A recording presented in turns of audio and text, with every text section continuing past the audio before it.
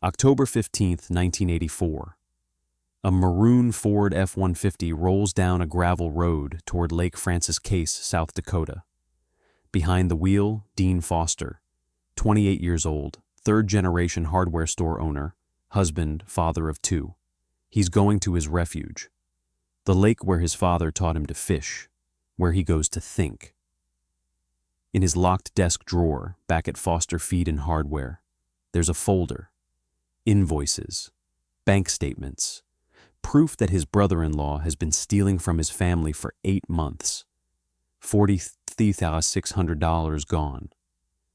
Dean confronted him this morning, gave him 24 hours to return the money or he's calling the sheriff. Dean parks near the water, lights a cigarette, stares at the darkening sky. He doesn't see the truck pulling up behind him. By morning, Dean Foster is gone. Vanished. His wife, Patricia, reports him missing. Search parties comb Bone Steel, check barns, back roads, the shoreline. But nobody thinks to check the water. Nobody believes a respected businessman would just disappear. The sheriff closes the case within 2 weeks. No evidence of foul play. Probably ran off due to business stress. Case filed. Forgotten. But Patricia never stops believing something terrible happened. For 37 years, she searches, prints flyers, hires private investigators, keeps Dean's office exactly as he left it. Every October 15th, she drives to Lake Francis Case and stands at the water's edge, praying. September 2021. A cold case unit with sonar equipment arrives at the lake. They're searching for vehicles connected to unsolved disappearances. Within 2 hours, they find something 60 feet down, covered in silt and algae. A maroon 1979 Ford F-150. Divers descend. Inside the truck, still belted in the driver's seat, skeletal remains. The medical examiner recovers a .357 caliber bullet lodged in the spine. This wasn't an accident. This was murder. And the man who pulled the trigger? He's been living freely under a fake name in Omaha, Nebraska, working as a bookkeeper, remarried, acting like he didn't execute his brother-in-law and sink him to the bottom of a lake nearly 4 decades ago. Before we dive into how investigators tracked down a killer who thought he'd buried his secret forever, you need to understand who Dean Foster was. Not just a name in a cold case file. A real man with a family that got shattered. If you're new here, welcome to Cold Case Scenes. We investigate true crime cases that prove justice delayed is not justice denied. Hit that subscribe button so you never miss a story that shows the truth always comes to light. Drop a comment and tell me where you're watching from right now. To understand what happened at Lake Francis Case that October evening, you need to know the whole story. Dean Robert Foster was born in 1956 in Bone Steel, South Dakota, population 2,100, the kind of town where everyone knows your name, your family history, and whether you pay your bills on time. His grandfather, Walter Foster, founded Foster Feed and Hardware in 1947. Post-war boom. Returning veterans were homesteading across the Midwest. They needed supplies, equipment, seed. Walter built a business on handshake deals and honest prices. Dean's father, Robert Foster Sr., took over in the 1960s, expanded the operation, agricultural supplies, seed distribution, equipment rental. By the time Dean was born, Foster Feed and Hardware was a bone steel institution. Dean had his father's build, broad shoulders, strong hands, but he got his mother's head for numbers, sharp, analytical, could look at a ledger and spot problems instantly.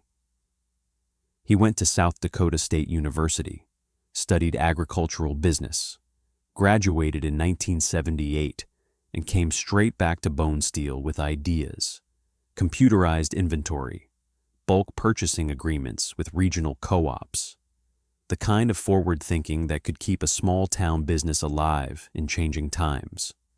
But 1984 wasn't kind to small towns. The farm crisis had the Midwest by the throat. Interest rates had peaked at 21% 2 years earlier. Farmers who'd taken loans in the 1970s were drowning. Commodity prices collapsed. Corn dropped from $3.50 a bushel to $2.40. Soybeans fell from $7.50 to under $6. Every week, another foreclosure notice went up at the Charles Mix County Courthouse. For every 4 farms that failed, 1 rural business closed its doors. Foster Feed and Hardware should have been one of them. Dean kept it alive through sheer determination. He extended payment terms to farmers who couldn't pay cash, sold feed and seed on promises. Some weeks, the store took in more IOUs than actual money. His wife Patricia worked as a nurse at the Platt Clinic. Her paycheck covered their mortgage while Dean poured every dollar back into inventory. They had 2 kids, Kyle, age 6, Melissa, age 4. Dean worked 16-hour days, 6 days a week. Sundays, he took his family to Faith Lutheran Church, same pew his grandfather had sat in. That's who Dean was, loyal, steady, rooted, the kind of man who'd give you his last dollar if you needed it, who'd stay up all night helping a farmer fix a tractor before harvest, who believed family meant everything, which is exactly why he trusted Michael Vasquez. Dean's younger sister Beth had married Mike in June 1983. Beth was 24. Mike was 30, smooth talker, nice clothes, the kind of guy who could sell ice to Eskimos. The Fosters had reservations. The relationship moved too fast. Mike seemed too polished for small-town life. But Beth was in love, and Dean wasn't going to interfere with his sister's happiness. After the wedding, Mike moved to Bonesteel. He was broke, bored, living rent-free in an apartment above the hardware store, Dean's wedding gift to them. In January 1984, Mike approached Dean with a "I bata baffle" proposal. "Let me handle your bookkeeping. You're staying up till midnight doing payroll. I've got accounting experience. I'm family. Let me help." Patricia didn't trust him. "There's something off about that man," she told Dean. "The way he talks about money." Dean dismissed her concerns. "He's Beth's husband. He's family. We give family a chance." That decision would cost Dean his life. Michael Raymond Vasquez grew up in Rapid City, claimed he'd worked in accounting for a construction company that went under during the recession. But nobody ever verified that story. Nobody asked for references. He met Beth Foster at a church social in Pierre. Whirlwind romance. 4 months later, they were married. Looking back, everyone should have seen the red flags. Mike was a chameleon. He became whoever he needed to be. At church, he was devout and humble. At community gatherings, he was friendly and helpful. With Beth's family, he was respectful and eager to contribute. But underneath, Mike was calculating, cold, the kind of person who saw relationships as transactions, who measured people by what they could provide. Small-town life suffocated him. Bonesteel had 1 grocery store. The Wagon Wheel Cafe closed at 7 p.m. The nearest movie theater was 20 miles away in Platt. By his 2nd month in town, Mike was restless. Worse, he was broke. His unemployment ran out. Beth waitressed at the Wagon Wheel, barely making minimum wage. They were living off her family's charity. Mike needed money. He needed status. He needed control. When Dean offered him the bookkeeper position in February 1984, Mike saw an opportunity. Access to bank accounts, vendor payments, payroll, petty cash, everything. For someone like Mike, that access was irresistible. He started stealing immediately. Small amounts at first. $200 here, $350 there. Payments to vendors that didn't exist. Petty cash withdrawals logged as office supplies or equipment repair. In a business hemorrhaging money during the worst agricultural crisis in decades, who'd notice a few $100s? Mike was methodical, organized. He made the books look cleaner than they'd ever been. Dean actually praised his work. "Finally, I can see where our money's going," Dean told Patricia. What Dean didn't know was that he was looking at fiction. By June 1984, Mike was taking $1,500 to $2,000 a week. He created a shell company, Heartland Agricultural Services, P.O. Box in Winter, South Dakota, 30 miles east. Fake invoices for consulting, equipment maintenance, inventory audits, all paid with checks signed by Dean Foster, a man who trusted the person his sister loved. Mike's lifestyle changed. New truck, new clothes. Beth started wearing jewelry Dean knew his sister couldn't afford on a waitress salary. When Dean asked about it, Mike smiled. Tax refund, bigger than expected. By October 1984, Mike had stolen $43,600. In today's dollars, roughly $130,000. For a small-town hardware store barely surviving, it was catastrophic. But Mike didn't care. He felt entitled to it. Dean had money, a business, respect. Mike had nothing. In his mind, he was just taking what he deserved. Until Dean discovered the truth. October 12, 1984. Friday afternoon. Dean Foster sat in the back office of Foster Feed and Hardware, preparing end-of-quarter tax paperwork. He was reconciling bank statements against the ledger. Standard procedure. But something wasn't adding up. The numbers were off. Not by a little, by thousands. Dean pulled vendor invoices, started calling suppliers. Heartland Agricultural Services? Never heard of them. Dean's stomach dropped. He spent the entire weekend in that office, chain-smoking Marlboros, going through every invoice, every check, every entry Mike had made since February. Patricia brought him coffee Saturday morning, found him surrounded by paper, eyes red, hands shaking. "What's wrong?" Dean looked up at her. His voice was hollow. "Mike's been stealing from us." By Sunday night, Dean had the full picture. $43,600, 8 months, his own brother-in-law. Patricia held him while he cried. Not for the money, for the betrayal, for what this would do to Beth. "We have to report it," Patricia said. "I know. I just need one night to figure out how to tell her." Monday morning, October 15th, Dean confronted Mike at the store. They were alone. Beth was at the cafe working her shift.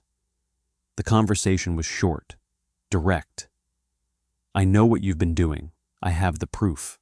You've got 24 hours to return every dollar, or I'm going to the sheriff." Mike didn't deny it, didn't apologize. Just stared at Dean with flat, emotionless eyes. "You can't prove anything." Dean opened a folder. Copies of invoices, bank statements, canceled checks. "I've got everything here. You're done, Mike." Mike's jaw tightened. "Think about Beth. Think about your sister before you destroy her life." Dean's voice was firm. "You destroyed it the day you started stealing from us. I'm calling Sheriff Crenshaw tomorrow morning. You can explain it to him." Dean locked the folder in his desk drawer. That afternoon, he told Patricia everything. She was terrified. What if Mike runs? What if he hurts Beth? Dean shook his head. He won't. He knows it's over. But Dean underestimated desperation. He didn't understand what Mike was capable of. That evening, Dean decided to drive out to Lake Francis Case, his refuge, the place he went when he needed to think, clear his head. He told Patricia he'd be back by dinner, kissed Kyle and Melissa goodbye.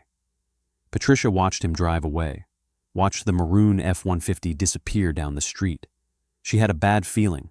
Something in her gut told her to call him back, to tell him to stay home. But she didn't.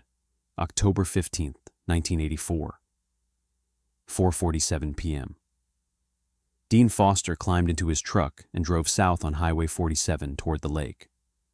Mike Vasquez watched him leave, stood in the window of the apartment above the hardware store, watched the taillights fade. Mike knew he was finished. If Dean went to the sheriff, Mike was looking at felony theft, prison, 10 years minimum. His life would be over. 3 weeks earlier, Mike had bought a .357 Magnum revolver at a gun show in Chamberlain. Told Beth it was for home protection. He'd been planning for this moment.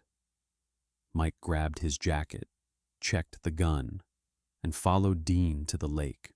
Lake Francis Case, North Point boat launch, isolated, cottonwood trees lining the shore, steep drop-off where the water runs 60 feet deep. Locals fished there in summer, but mid-October, with cold wind coming off the water, it was deserted. Dean parked his truck near the shore, got out, leaned against the tailgate, lit a cigarette, staring at the water, thinking about Mike, about Beth, about how to tell his sister her husband was a thief. Mike pulled up beside him. Dean turned, surprised. "Mike, what are you doing here? We need to talk about what you said earlier." Dean's guard dropped. Maybe Mike had come to apologize, to negotiate, to make this right. "Okay, let's talk." They walked toward the shoreline, away from the road. Mike stayed behind Dean, hand in his jacket pocket. "I can pay it back," Mike said. "Just give me time." Dean shook his head. "That's not how this works. You stole from my family. During the worst economic crisis we've ever seen, you knew exactly what you were doing. It was a mistake. A mistake is adding wrong. You committed fraud." Mike pulled the revolver. "Turn around." Dean froze, turned slowly, saw the gun pointed at his chest. "Mike, Jesus Christ, put that away. You left me no choice. There's always a choice. Put the gun down. We'll figure this out." "No, we won't." The shot echoed across Lake Francis Case. Flat, final, birds scattered from the trees. Dean collapsed, blood spreading across his flannel shirt. He tried to speak, but couldn't. His lungs were filling, his vision blurred. He thought about Patricia, about Kyle and Melissa, about never seeing them again. Mike stood over him, watching, breathing hard. No remorse, just cold calculation. Dean's eyes went glassy. He stopped moving. Mike checked his pulse. Nothing. He dragged Dean's body to the F-150, hefted him into the driver's seat, wiped the door handle. Then Mike climbed in, started the engine, and drove the truck down the boat ramp. The lake was deep here. The truck rolled forward. Front wheels hit the water first. Mike put it in neutral, got out, pushed. The Ford sank slowly, water rushing through the gaps in the doors, the windows. Within 3 minutes, it disappeared, bubbles rising to the surface. Then nothing. Mike stood on the shore, hands shaking, checked his watch. 5:43 p.m. He walked back to his truck, drove home, showered, changed clothes. When Beth came home from her shift at 7:30 p.m., Mike was on the couch watching TV. "Where were you today?" "Around, ran some errands." Beth didn't press. She had no reason to suspect anything. That night, Mike Vasquez slept soundly. 60 feet below the surface of Lake Francis Case, Dean Foster's body rested in the driver's seat of his truck. Seatbelt still fastened, hands still on the wheel. The lake kept its secret, silent, patient, waiting for someone to ask the right questions. But nobody did. Patricia Foster reported Dean missing at 9:04 p.m. He'd said he'd be home by dinner, 3 hours past sunset. No call, no note. She called the Charles Mix County Sheriff's Department. Sheriff Dale Crenshaw took the report. "He'll turn up, Mrs. Foster. Men under stress sometimes need space." But Patricia knew in her bones something terrible had happened. She was right, and for 37 years she would fight to prove it. Sheriff Dale Crenshaw was 58 years old, elected sheriff since 1974. Good man, limited resources, small department covering 100 square miles with 3 deputies. He'd seen missing persons cases before, usually resolved themselves within 48 hours. Guy has a fight with his wife, drives to a bar in Platt, sleeps it off, comes home embarrassed. That's what Crenshaw assumed happened with Dean Foster. By morning, Patricia was frantic. Dean hadn't come home. His truck was gone. He'd never do this. Never just leave without calling. Crenshaw organized a search party. 30 volunteers combed bone steel, checked the hardware store, Faith Lutheran Church, the Wagon Wheel Cafe, fields, barns, back roads. Someone found tire tracks leading toward Lake Francis Case, stopped at the shoreline, looked around, saw nothing unusual. The search ended there. Why would they check the water? Dean was an experienced outdoorsman. If he'd had an accident, there'd be evidence. A capsized boat, a body on shore. Nobody thought to bring divers. Nobody brought sonar. The technology existed, but small rural departments didn't have access to it. Crenshaw interviewed family and friends. Mike Vasquez was cooperative, calm, concerned. Dean was stressed about the business. He'd been working too hard. Maybe he needed a break. Sheriff Crenshaw found no evidence of foul play. No signs of struggle at the store. No threatening letters. No enemies. Just a hard-working man who vanished. Patricia begged him to search the lake. Dean loved fishing there. What if something happened? What if he's in the water? Crenshaw waved her off. Mrs. Foster, if Dean had an accident at the lake, someone would have seen the vehicle. Fishermen go there every day. But nobody had been fishing at Lake Francis Case that week. Algae bloom had made the water murky. Locals were avoiding it.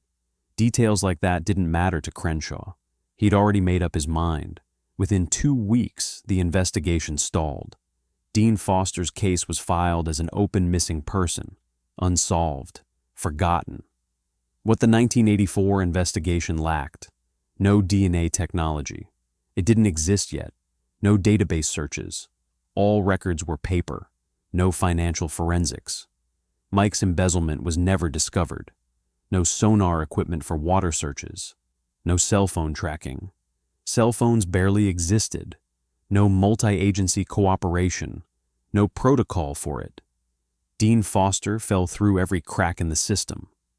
The investigation was a failure from start to finish. Not because Crenshaw was corrupt, but because the system was broken. Small-town departments lacked training, lacked resources, lacked oversight. Missing adult cases were treated as low priority, especially men. The assumption was they left voluntarily. Stress, marriage problems, financial issues. Nobody considered murder, not in bone steel, not in a town where everyone knew everyone.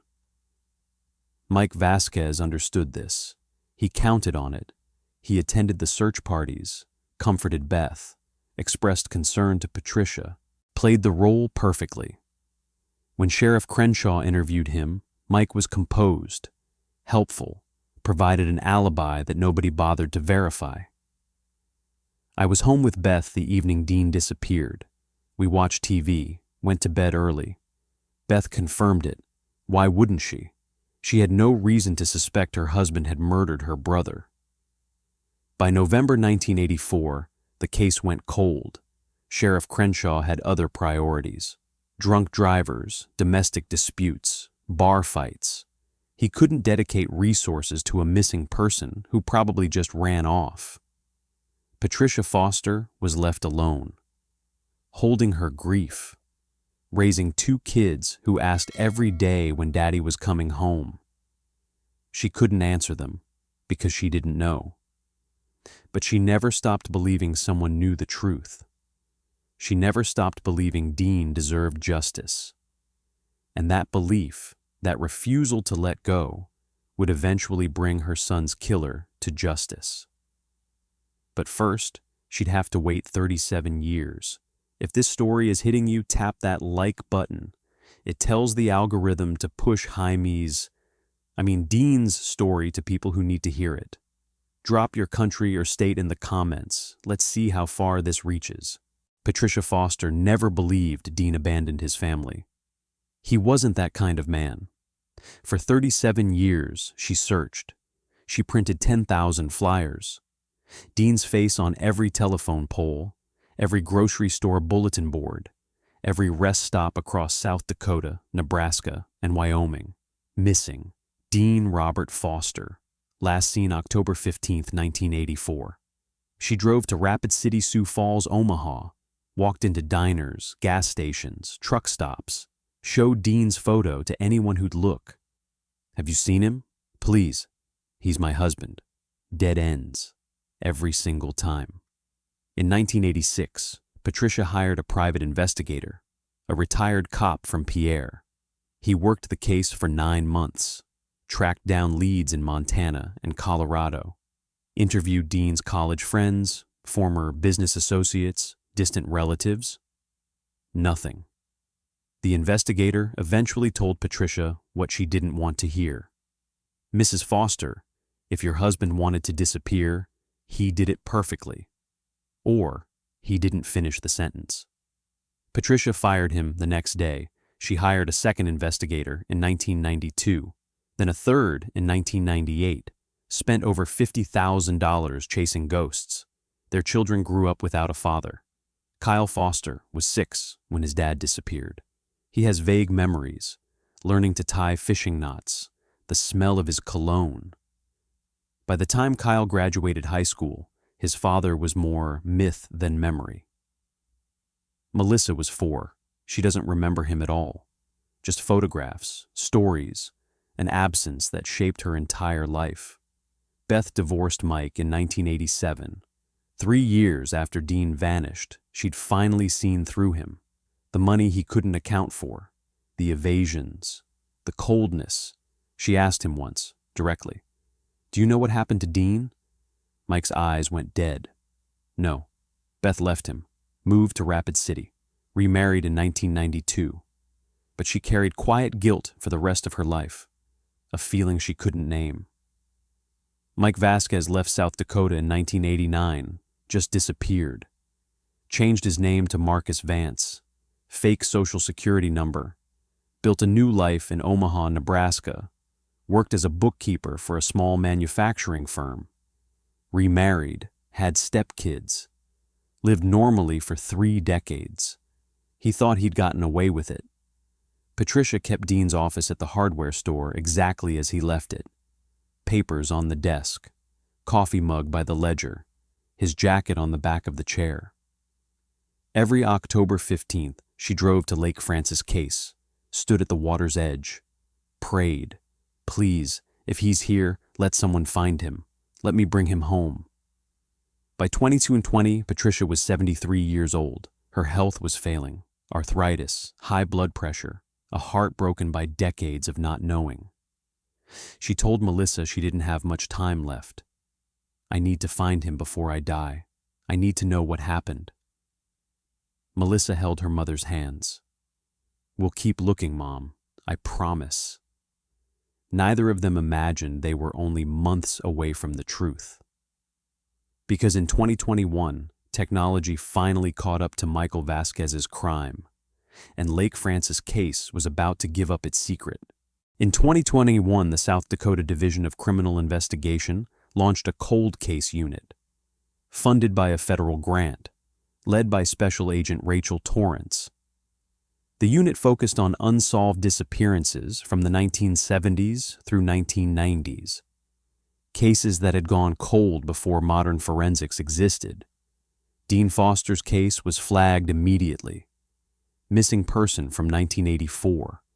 Possible drowning, never recovered. Lake Francis case noted in the original report. Torrance had a theory. How many missing persons are actually at the bottom of lakes? How many families are still searching while their loved ones are submerged a few miles from home? In August 2021, DCI partnered with Lake Recovery Solutions, a nonprofit that uses sonar and underwater drones to locate submerged vehicles. They selected 10 South Dakota lakes to search, bodies of water connected to cold cases. Lake Francis case, North Point area, was on the list. September 14th, 2021. The search team deployed sonar near the boat launch. Within 2 hours, they located a submerged vehicle, 60 feet down, covered in silt and algae. Divers descended, confirmed it was a 1979 Ford F-150, South Dakota plate 39274, Dean Foster's truck. Inside, skeletal remains, still belted in the driver's seat. The forensic team recovered the body, transported it to the state crime lab in Pierre. Dr. Marcus Chen, chief medical examiner, conducted the autopsy. Cause of death, gunshot wound to the chest. 357 caliber bullet lodged in the spine. This wasn't an accident. This was murder. DCI reopened the case as a homicide investigation. Special Agent Torrance took lead. She pulled the original 1984 file. Interviewed Patricia Foster, now 73 years old. Reviewed every detail from the failed investigation. Patricia mentioned Mike Vasquez. I never trusted him. Dean told me the day he disappeared that he'd found something wrong with the books. He was going to report it. Torrance's team conducted a forensic audit of Foster Feed and Hardware's 1984 financial records, still archived at the county clerk's office. Within days, they uncovered the embezzlement. $43,600, fake invoices, shell company, Mike Vasquez. They ran his name through modern databases. No hits. He disappeared in 1989, but Torrance used genetic genealogy, uploaded DNA from the crime scene, traced evidence from Dean's truck, built a family tree. They identified a half-brother in Lincoln, Nebraska. From there, they triangulated to a man named Marcus Vance, living in Omaha. Facial recognition software matched old driver's license photos. Marcus Vance was Michael Vasquez. Torrance called Patricia Foster personally. We found him, Dean's killer. We got him. Patricia collapsed, sobbing. 37 years. 37 years of waiting, of praying, of refusing to give up. Her persistence had kept Dean's case alive long enough for modern technology to solve it. Torrance worked with FBI and U.S. Marshals to build the case. They needed an airtight warrant, no mistakes. They found Mike's employment records. He'd been working at the same manufacturing firm for 12 years. Steady job, clean record under his fake identity. Lived in a modest apartment on the north side of Omaha. Drove a Honda Civic, kept to himself. On the surface, Marcus Vance looked like a normal, law-abiding citizen, but underneath he was Michael Vasquez, thief, murderer, a man who'd executed his brother-in-law and lived freely for 37 years. The arrest warrant was issued on November 5th, 2023. Charges: first-degree murder, identity fraud, obstruction of justice. U.S. Marshals ran surveillance on Mike's apartment, confirmed his routine. Every morning at 7:15 a.m., he left for work. Same route, same coffee stop. On November 8th, 2023, they moved in. Mike was sitting in his Honda at a red light 3 blocks from his apartment, listening to NPR, sipping coffee. He didn't see the black SUVs box him in, didn't realize what was happening until a marshal opened his car door. Step out of the vehicle, Marcus Vance. Your real name is Michael Raymond Vasquez. You're under arrest for the murder of Dean Robert Foster. Mike didn't resist, didn't run, just sat there, staring straight ahead. Finally, he spoke, his voice barely audible. I knew you'd find me eventually. They cuffed him, read him his rights. Mike Vasquez, 70 years old now, gray-haired and hollow-eyed, was driven to the federal detention center. His life as Marcus Vance was over. Patricia Foster got the call that afternoon. She was in her living room, Melissa sitting beside her. When Torrance said the words, "We got him," Patricia couldn't speak, just held the phone, tears streaming down her face. Justice was finally within reach. In Omaha Federal Detention Center, November 8th, 2023. Mike Vasquez sat in an interrogation room, small, windowless, metal table bolted to the floor. Special Agent Rachel Torrance sat across from him. FBI Special Agent David Parks beside her. Torrance placed a folder on the table. Inside, crime scene photos, forensic reports, the evidence that had taken 37 years to uncover. Michael Vasquez, you're being charged with the first-degree murder of Dean Robert Foster. Do you understand? Mike's eyes flicked to the folder, but didn't open it. I understand. You have the right to an attorney. Do you want one present? Yes. Then we'll wait.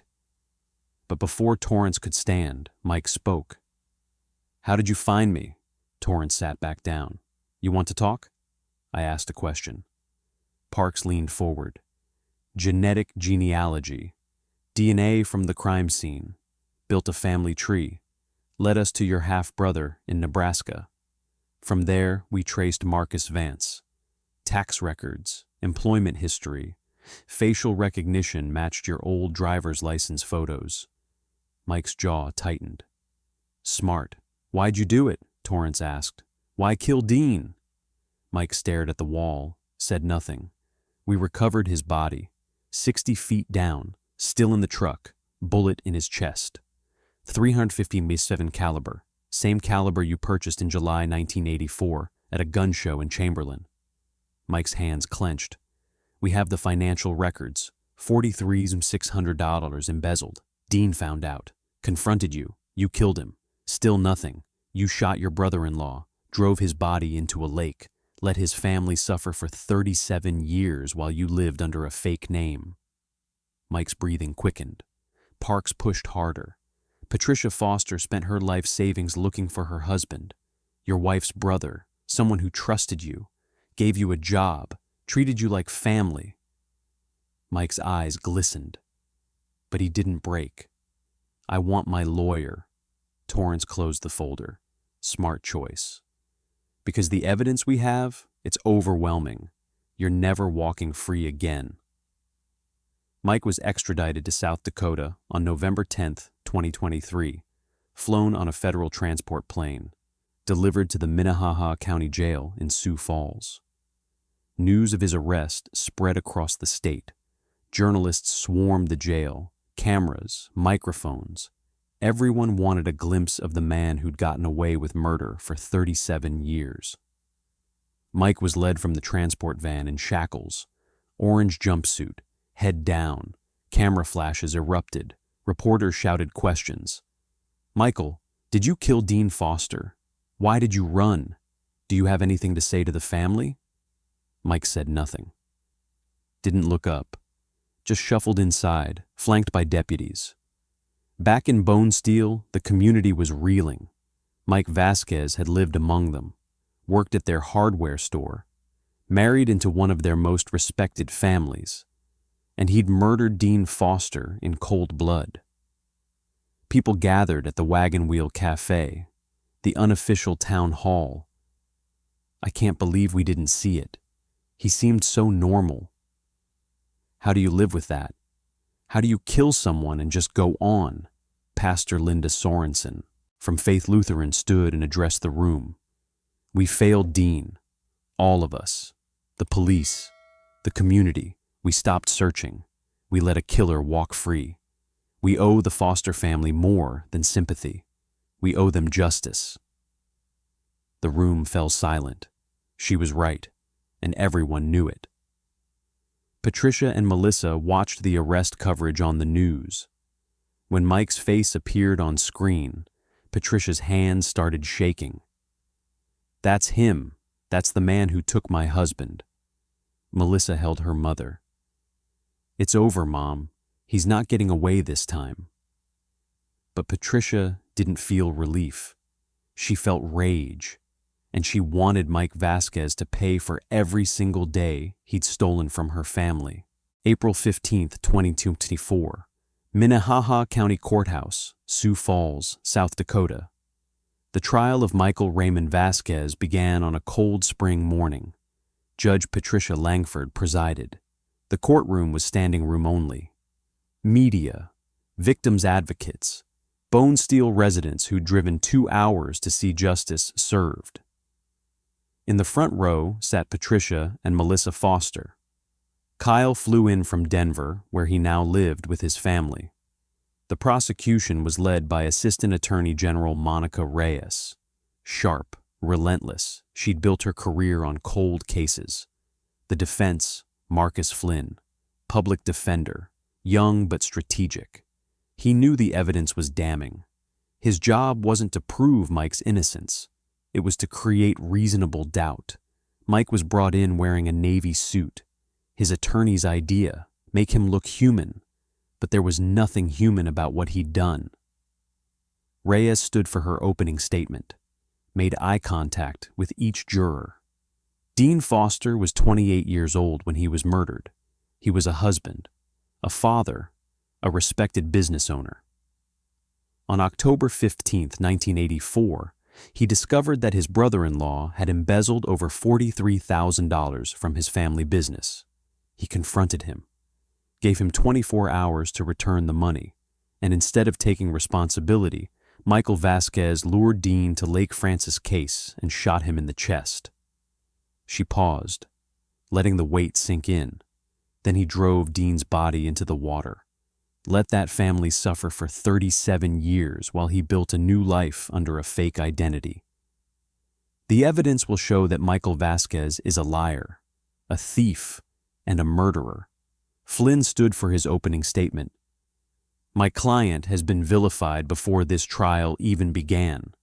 But in this country, a person is innocent until proven guilty. The prosecution wants you to believe Michael Vasquez killed Dean Foster. But where's the proof? A bullet that could have come from any .357 weapon?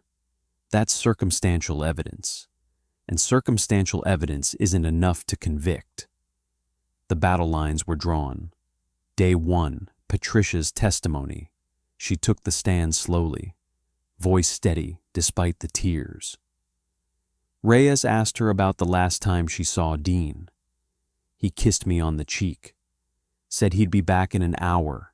He never came home. Did Dean mention anything unusual before he disappeared? He said he'd found something wrong with the books. He was going to handle it. Flynn tried to poke holes in her timeline, but Patricia was unshakable. Day 2, Melissa's testimony. I was 4 years old when my father disappeared. I don't remember him. I only know the absence, the hole his death left in our family.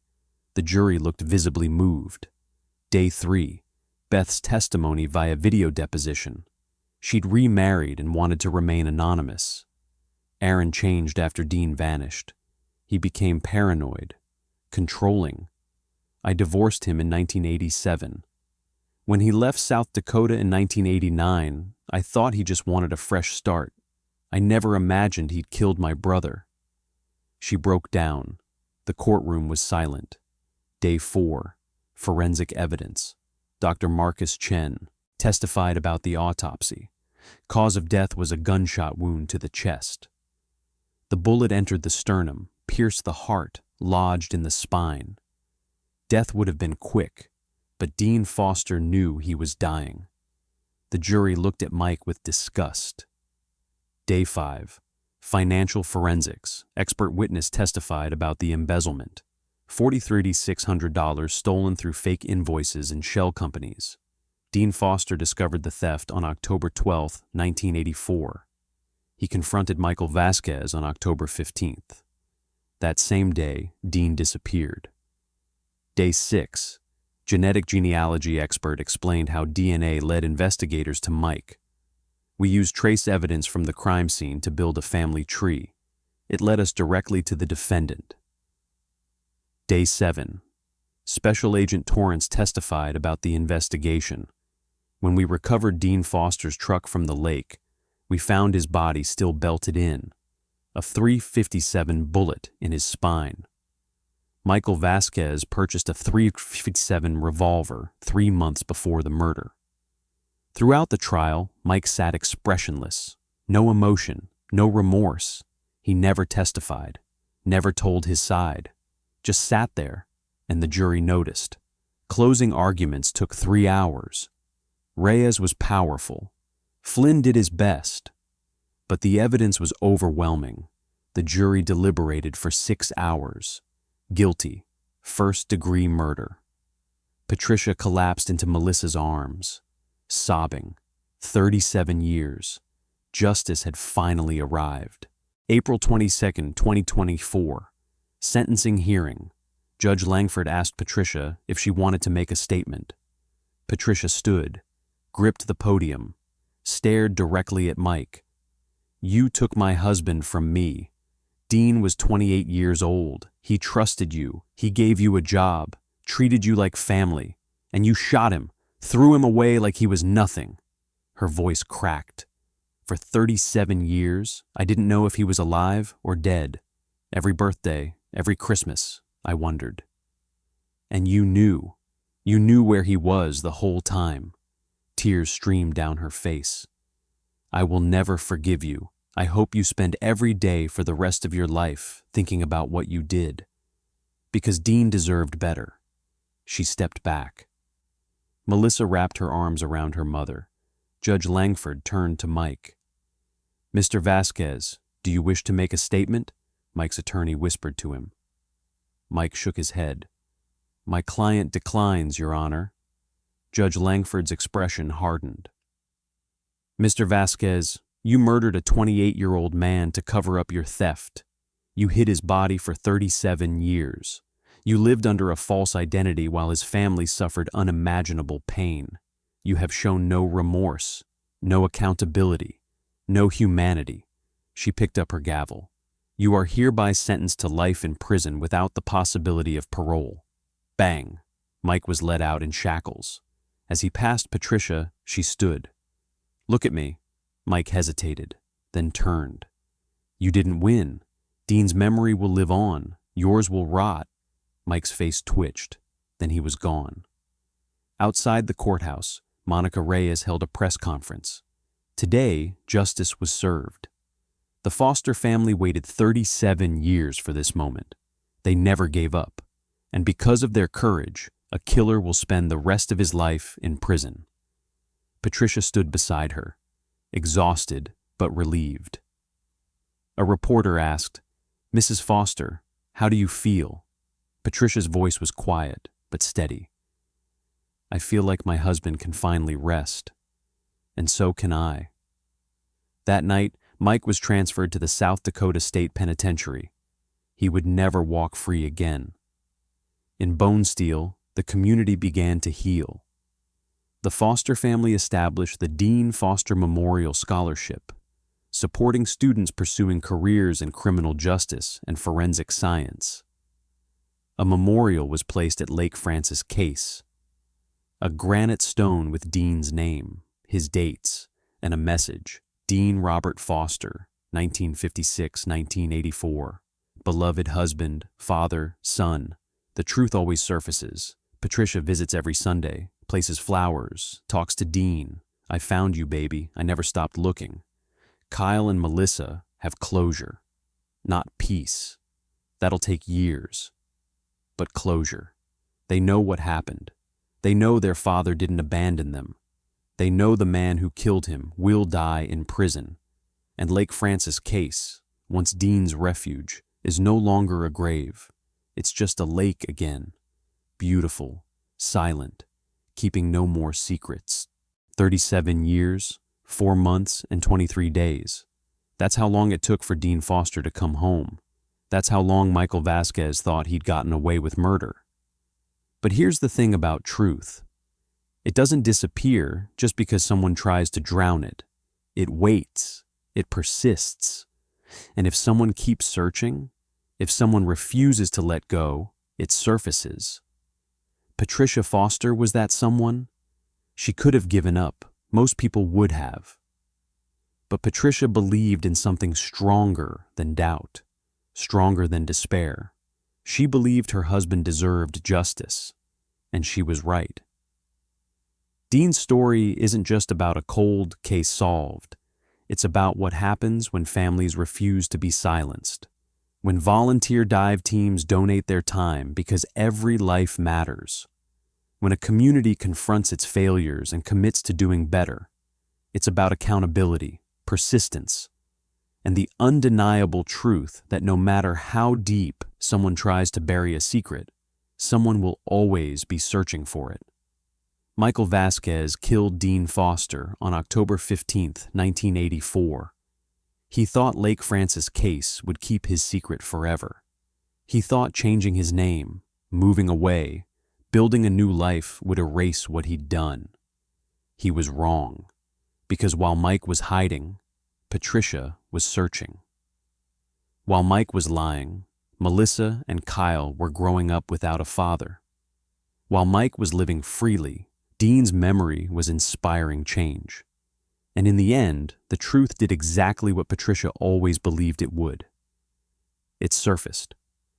Dean's story proves that persistence can shatter even the deepest cover-ups. Modern forensics can solve cases that seemed impossible, and families who refuse to give up can change everything. If this story moved you, subscribe so you're here when we uncover the next case that needs to be told. Hit that notification bell. Share this video with someone who needs to hear it. Have you ever had a case in your community that went unsolved for decades? Drop it in the comments below. Your story matters. Today, Dean Foster rests in Faith Lutheran Cemetery next to his parents. The headstone reads, "Justice served." Patricia Foster is 74 now, still fighting for other families, still speaking at conferences, still proving that a mother's love is stronger than any killer's lies, because the truth always surfaces. You just have to keep searching.